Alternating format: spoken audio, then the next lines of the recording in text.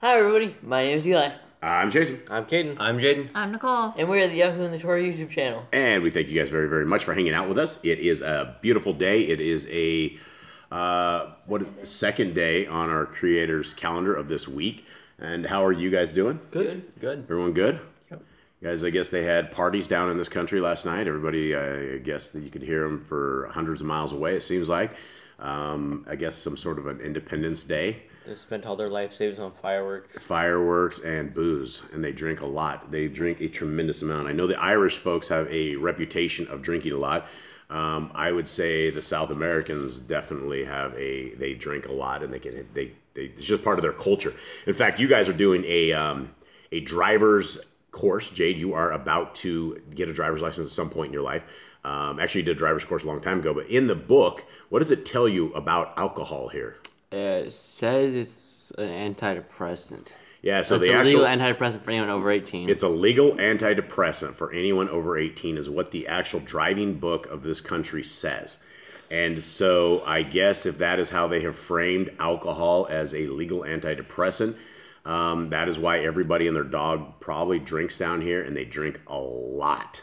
So anyway, I would not recommend that kind of drinking. It's just I wouldn't recommend drinking at all. It's not very healthy. I don't know if anyone's ever had a hangover or anything, but that cannot be healthy. Okay, we are in month 9 of our creator's calendar. It is the 4th day of his. This is the 4th day of his month. It's the 28th day on the Gregorian calendar, and that is pretty much that. And for anybody that wants to read along with us or actually read this very, very good scriptures, it goes right here and goes to online scriptures. And today we are reading out of the book of Luke. And so we are here at Luke 8. And this is a beautiful translation. Again, thanks to Nicole and Michelle for taking care of us and getting the stuff down. And what else do you guys have? You guys have anything interesting? Give me a praise and worship. I'll tell you one thing. I thought this was maybe a little awkward. I don't know if this is TMI. I'm going to go down this road here. And the wife's like, oh no. I am not happy about, but I am wondering about, not even wondering about. I just think that zits, the human pimple, is an amazing feat.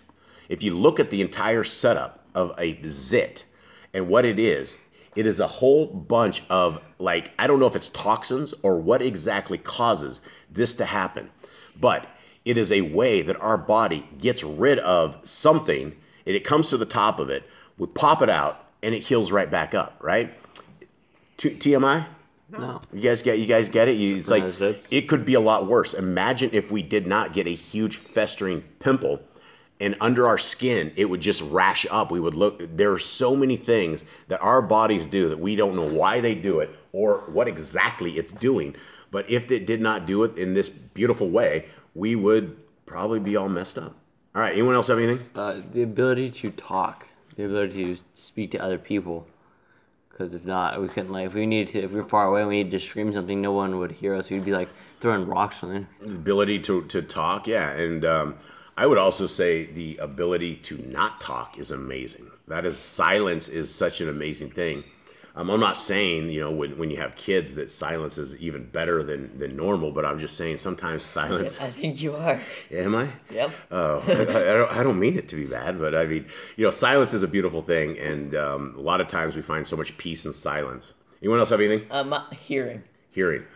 Yes. Well, if something bad is... Speak. If something bad, use that talking that Jade just talked about. If something bad was happening behind us, we have no idea what's going on because we wouldn't be able to hear a thing. We do just all we can do is maybe sign language. That'd be the only way to understand each other. And also if I were to go out and find the cows, it'd be impossible because I'd never hear a thing. Yeah, another thing I guess is we're talking on sight and hearing.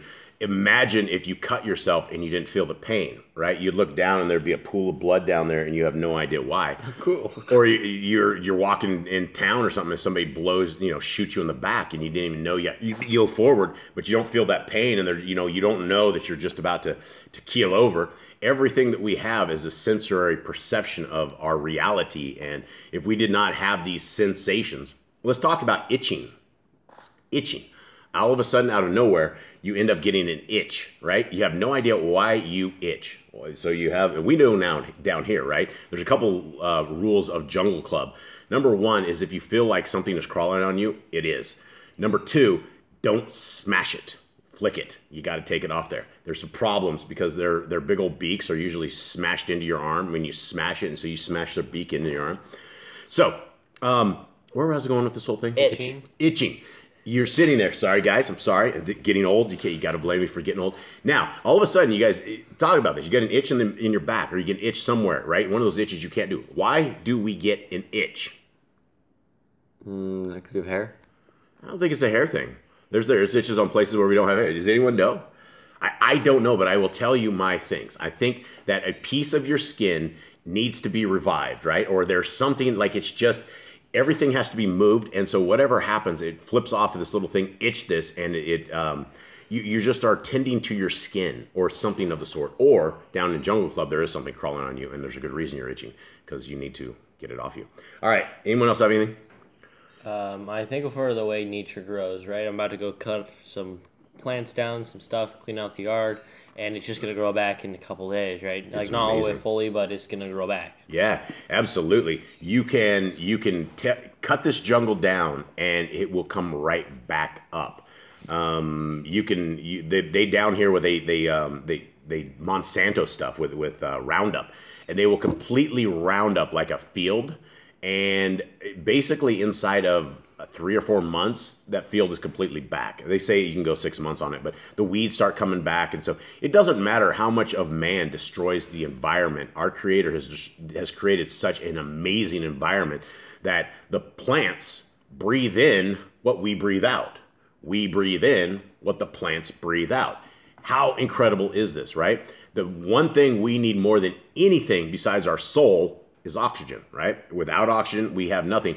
But yet everything around us is what lives off of our carbon dioxide. And then you have these psychopaths that are like, well, it's getting hot everywhere. We gotta tax everybody because the cows are blowing it, and that's literally what they're saying. They say that cow flatulence is what is causing all of our issues, right? And so they want to tax every human that is on this land. It is insane. It is crazy, huh? Yep. Yeah, so I don't know who's out there monitoring or who's gauging the cows when they are having flatulence, but it does happen quite a bit. Yep. This is an interesting conversation. I'm trying to spruce this up just a little bit before we go into this. All right, is everyone ready? Yeah. Luke 8, the parable of the sower. Now, we've read this before in other books. We need to look out for what, gentlemen? Commandments of Messiah Yahushua. That's why we're reading through this. We're trying to find the commandments and trying to dial these in. And so far, we don't have a tremendous amount. We have one book, 2 books that have a little bit in there, but the majority of this has nothing new. It's all what our Creator has given to us, and His Son has walked out to perfection. Okay, Luke 8. And it came to be, afterward, that He went through every city and village, proclaiming and bringing the good news of the reign of Elohim. And the 12 were with Him. And certain women who were healed of wicked spirits and sicknesses, Miriam called from Magdala, out of whom had come 7 demons. And Yochanan, the wife of Cuzas, manager of Herodes, and Shoshana, and many others who provided for him from their resources. Okay, so what exactly did I just say? So, Yochanan, the wife of Cuzas. The wife of Cuzas. Okay. Joanna. The manager of Herodes. Okay, and who is this? Who are we talking about? I think it's Herodes, the wife of Herod. Yeah, Jay, do you pay attention here? Yep. You trimming your nails? Right in. Okay, just checking. Okay, and when a large crowd had gathered, and those who were coming to him from every city, he spoke by a parable. A sower went out to sow his seed, and as he sowed, some indeed fell by the wayside, and it was trodden down, and the birds of the Shamayim devoured it. And other fell on rock, and when it grew up, it withered, because it had no moisture. And other fell among thorns, and the thorns grew up, and with it, and choked it. And other fell on the ground, other fell on good soil, and grew up, and yielded a crop 100-fold. Having said this, he cried, He who has ears to hear, let him hear. And his Talmudian were asking him, What does this parable mean? Hit it. I was gonna say, like, these guys still have their hearts hardened, as we've seen before, that they don't understand that they didn't have the ears to hear. Yeah, absolutely. They did not have ears to hear. And he said, to you it has been given to know the secrets of the reign of Elohim, but to the rest in parables, that seeing they do not see, and hearing they do not understand. And this is the parable. The seed is the word of Yahuwah. And those by the wayside are the ones who hear. Then the devil comes and takes away the word from their hearts, lest having believed, they should be saved. And those on the rock are those who, when they hear, receive the word with joy, and these have no root, who believe for a while, and in a time of trial fall away. And that which fell among thorns are those who, when they have heard, go out, are choked with worries and riches and pleasures of life, and bring no fruit to perfection.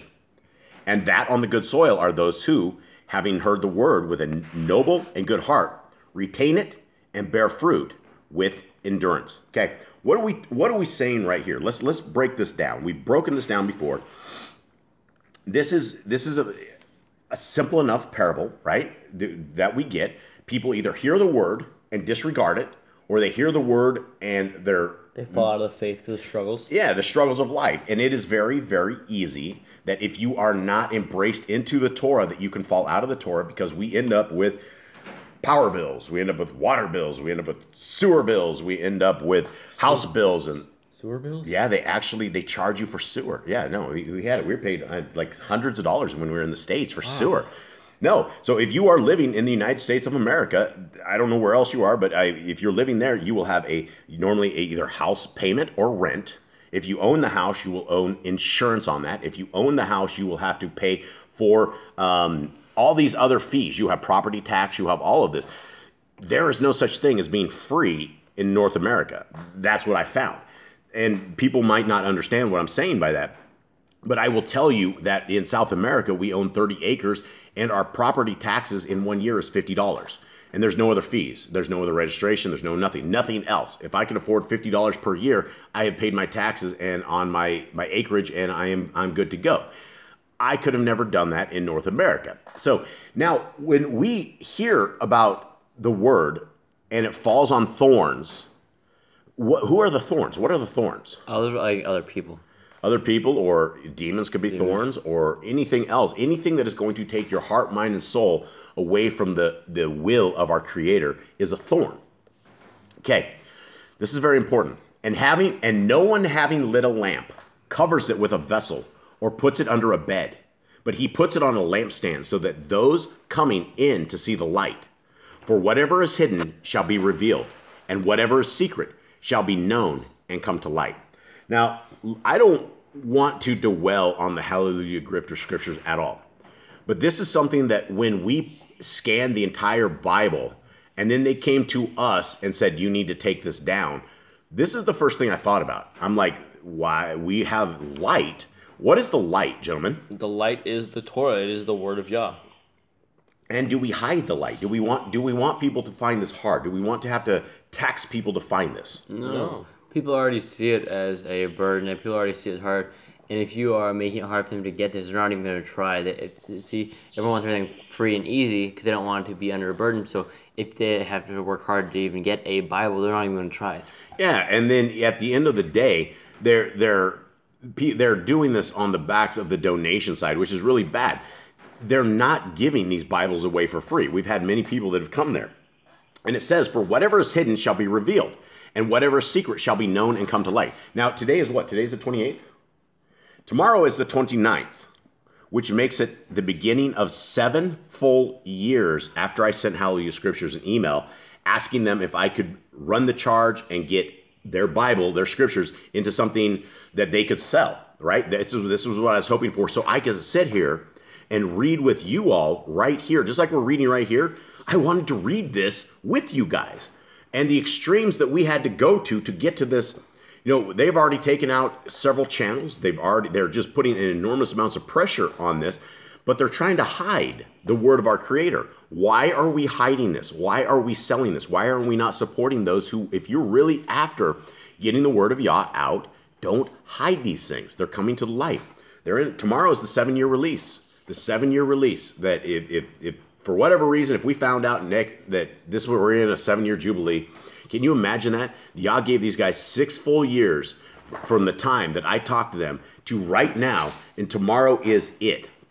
So I found this very, very interesting. Okay, therefore, take heed how you hear.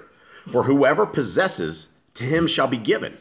And whoever does not possess, even what he thinks he possesses, shall be taken from him. And his mother and his brothers came to him, and were unable to get to him because of the crowd. I'm going to go back up real quick to 18. Therefore, take heed how you hear. For whoever possesses, to him shall be given. And whoever does not possess, even what he thinks he possesses, shall be taken from him. I think that's very ironic that the word of Yah was taken out of the hands of the Hallelujah Scriptures and it was given away for free. I just find this verse extremely ironic, the way it is. They were irresponsible that they did not deliver the word of Yah free. Yah has taken it out and given it to this little scrub family out in the middle of the jungle who is giving it away for absolutely free. And it's the greatest thing I can ever think of that we can do is to give the word of Yah away for free. So, whatever you think you possess will be taken from you. Don't grift on the name of Yah. And his mother and brothers came to him and were unable to get to him because of the crowd. And it was reported to him saying, your mother and your brothers are standing outside wanting to see you. Now, again, we've discussed this before, but the mother of Messiah Yahushua, or the brothers, people that are related to him, are going to be celebrities because he's a celebrity.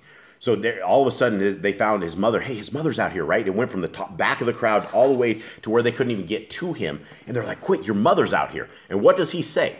And it was reported to him saying, your mother and your brothers are standing outside wanting to see you. And he answering said to them, my mother and my brothers are those who are hearing the word of Yahuwah and doing it. So he said his family are those that do the Shema, hear and obey. Yeah, hear and obey. And so our brother, our Messiah, is Messiah Yahushua, right? Our father is his father, right? We are all family. It goes like, we are family. You guys know with me? No, I got Messiah, Yahushua, and me. Okay, no, I just made that up on the fly. But that is for another song. It kind of goes like that. But I've never heard that. You wouldn't have. So that is it. Our brother, our Messiah, this is family, right?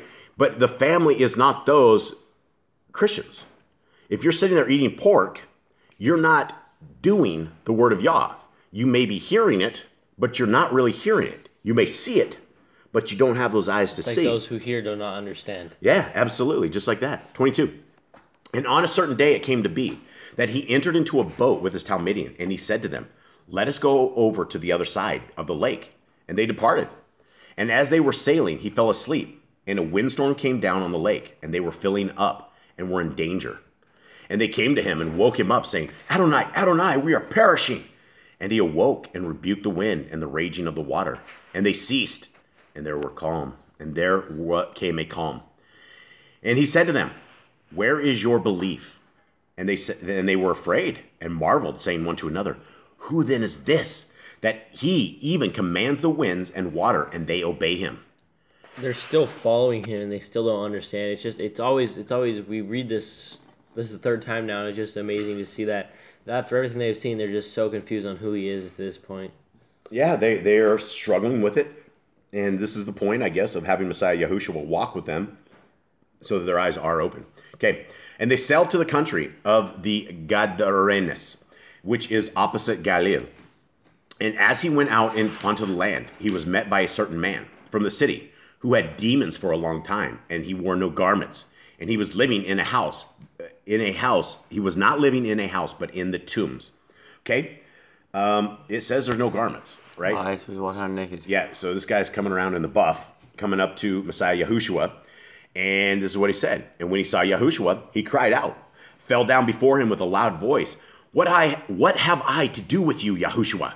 Ben of the Most High Elohim, I beg you, do not torture me. Okay, the demons are scared of being tortured. Why they're scared of what would torture a demon. And it actually tells us a little bit further on down here what it is, why they're so scared to go, and why he went into the pigs. And we didn't have this before. We didn't know why they went into the pigs exactly. But, is everyone ready? Yep. 29. For he had commanded the unclean spirit to come out of the man, for it had seized him many times, and he was bound with chains and shackles, being guarded. And breaking the bonds, he was driven by the demon into the lonely places. Okay, more stuff right here. It says you're being driven into lonely places, right? Could that be depression? Could that be the demon is driving you into a lonely place? When people are depressed, they're lonely, right? Depression is about a loneliness where people do not understand what your situation is. And even if they did, they don't have the compassion on it, and that will drive you into depression. So this guy had super strength. So we know that demons are able to have power. The demons are able to speak. The demons are able to flip a kid into fire and try to kill him. Literally, the demons that we're dealing with are able to injure us. And I think everybody needs to understand this, because we do have a power. We have the power of prayer, and we have the protection of our Creator. And if we are not wielding that power, we could have the demons completely take over us, right? These are scary things that we're talking about, right? When you are in shackles and chains, a normal man is not going to be able to break it. If you're in shackles, the best shot you have is to get a rock and try to break the shackles off the rock. However it is, this dude was probably smashing these shackles against the rock wall because the demon was basically trying to break them off the guy. He did not care about the physical pain or whatever's happening. The demon just wanted to be free. Very crazy things, very spooky. 30. And Yahushua asked him, saying, what is your name? And he said, Legion, because many demons had entered into him. And they were begging him that he would not command them to go out into the bottomless pit. Okay, so there we go right here. They were freaking out, and they wanted to go to the pigs because they did not want to go to the bottomless pit. Where's the bottomless pit? I think Sheol. Could be Sheol, yeah. Sheol Could be for the badge. Could be. We also know that Aziel is in a somewhat of a bottomless pit with rocks and hurled things on him. Sharp rocks all over him in darkness for a very long time. Okay, so this is now we know where they do not want to go. And so when demons leave humans, doubtful they go to the bottomless pit unless you have the power of Messiah Yahushua who would drive them to that bottomless pit. Okay, 32.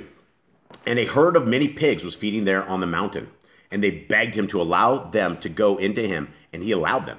So again, the demons are able to negotiate, right? The demons are able to negotiate. If they're able to negotiate with Messiah Yahushua, imagine what they can do in your mind. Imagine if you guys have a drug addiction. Imagine if you guys have an alcoholic addiction. Imagine if you guys have a pornography addiction or any other addiction that you have out there and trying to stop. You will be plagued. You will be completely plagued at all things. So, just so we know what is there. So they went into the pigs, and the demons, having gone out of the man, entered into the pigs. And the herd rushed down the steep place into the lake and drowned. And when those feeding them saw what had taken place, they fled and reported in the city and in the country. So they came out to see what had taken place, and came to Yahushua, and found the man from whom the demons had gone out, sitting at the feet of Yahushua, dressed and in his right mind, and they were afraid. Okay, where did this guy get clothes at? Anyone? I would hope Yahushua gave him some clothes. I don't know, maybe the disciples had extra clothes, or a relative of that guy found out he was like better and brought him some clothes. Something. I mean, these guys ran to, like, Yahushua was here for several days. I don't think, this was like the outskirts of the country, right? They ran into the middle of the country, and who knows how long that took. It could have been days, it could have been weeks, it could have been months. We don't know how long these people were there, and we don't know how long Yahushua was ministering to this guy. And I'm sure he was ministering to him, because, I mean, he's at the bottom of his feet. He's sitting there listening to what he has to say. Yep. So it could have been a while. Could be a while. Absolutely. 36. And those who had seen it reported to them how he who had been possessed by demons was healed. And all the crowd of the neighborhood of the Gadarenes asked him to leave them, for they were seized with great fear. And he entered into the boat and returned. And the man from whom the demons had gone out was begging him to be with him. But Yahushua sent him away, saying, Go back to your house and relate what Elohim has done for you. And he went away, proclaiming through all the city what Yahushua did for him. I think another reason he wasn't allowed to go is not because only he was just how messed up he was, but also he wouldn't have been accepted back in Israel. This is the land of the Gentiles they were in. This was outside of the place of Yahudah where they would have been accepted. And if he would have gone around doing this, they would have stoned this dude. Yeah, and this guy had not been around his family. He had not been around people for a very, very long time, right? He was out, driven away to wherever he was in isolation. And so, I mean, Messiah Yahushua was basically having him go back into, life, and the first thing you're going to do is when somebody heals you like this is you're going to want to grab his feet and you're going to want to be drugged wherever he goes. You don't want to lose that one who freed you of this kind of stuff. And so this guy did not want to go back to the demons, and he probably had these demons and lots of demons that came back to him over and over and over, and he just couldn't shake these things. And finally he was free. And imagine what kind of relief that would be. 41. And see, there came a man whose name was Yair, and he was a ruler of the congregation. And falling down at the feet of Yahushua, he was calling upon him to come to his house, because he had an only daughter, about 12 years of age, and she was dying. And as he went, the crowds thronged upon him. And a woman having a flow of blood for 12 years, who having spent all her livelihood on physicians, wasn't able to be healed by any, came from behind and touched the tzitzis of his garment, and immediately her flow of blood stopped. Now, I don't know, this might just be common sense, but here is something that this woman spent everything that she had on these physicians for 12 years. People that are in the medical industry today that are sitting here taking every last dime that you have and you're paying it to the people with the snakes going up the pole, and they're sitting there, trying to save you from cancer by injecting you with radiation. There's natural ways through all of this, right? Our Creator never ever had a medical establishment set up like this, and he wouldn't have a medical establishment set up with two snakes going up a pole, right? And it doesn't matter if Moshe, had the snakes out in the thing and they were healed by it. These people have taken this to a whole nother level, and it's a cult. It is a demonic cult. And so you would have to, I don't think I would ever, I think I would bleed out if I bled out. I do not think I would ever go to a physician at any point in my life ever again. We'll see. We'll see if that is true, but I can't imagine a point where I would do this. Okay, so immediately her flow of blood stopped. So our physician, Messiah Yahushua, healed this woman where she spent all her life trying to do this and they couldn't figure it out. And Yahushua said, "Who touched me?" And he didn't say it like that. He said, "Who touched me?" And when all denied it, Kepha and those with him said, "Adonai, the crowds throng you and press upon you, and you say, 'Who touched me?'" But Yahushua said, "Somebody touched me, for I knew power went out from me." Did you say, "For I knew the power in your guys'?" Yep. Okay. All right. You guys are all reading? Yeah. Yep. You don't see any kind of issues yet? No, it's been Okay, good. good. And the woman, seeing that she was not hidden, came trembling, and falling down before him, she declared to him in the presence of all the people why she had touched him and how she was healed immediately. And he said to her, "Take courage, daughter. Your belief has healed you. Go in peace." While he was still speaking, someone came from the ruler of the congregation saying to him, "Your daughter is dead. Do not trouble the teacher any further." And Yahushua, having heard, answering him, saying, "Do not be afraid, only believe, and she shall be healed."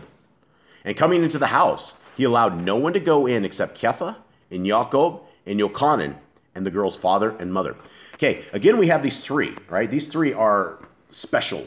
These three are somehow different than all the rest of them, or they're closer, or they're part of his inner circle. I think it'd be really cool if we got like the books of Paul and we got their writings, like just like 15 writings. That would have been something. That would have been amazing.